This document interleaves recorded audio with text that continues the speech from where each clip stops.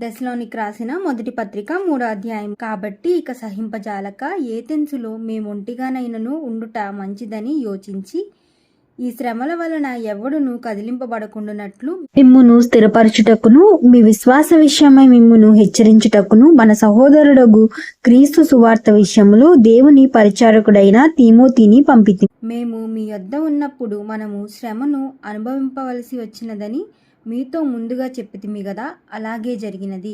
ఇది మీకు తెలియను.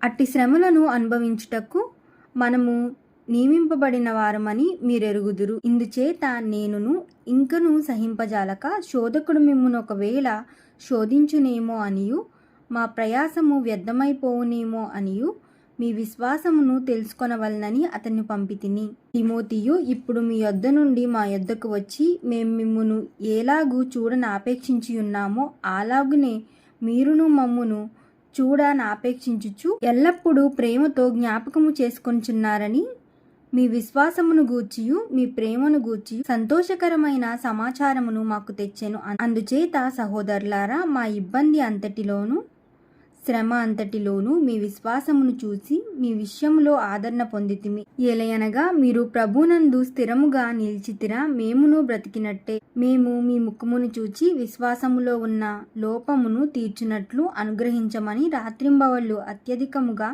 దేవుణ్ణి వేడుకొనుచుండగా, మన దేవుని ఎదుట మిమ్మును బట్టి మేము పొందుచున్న యావత్ ఆనందము నిమిత్తము దేవునికి తగినట్టుగా కృతజ్ఞతాస్తుతులు ఏలాగూ చెల్లింపగలము.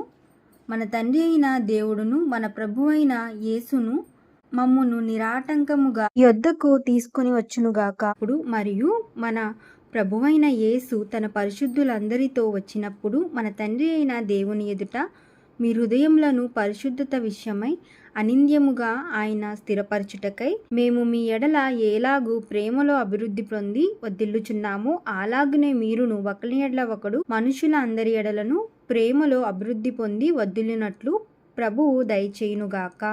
ఆమేన్.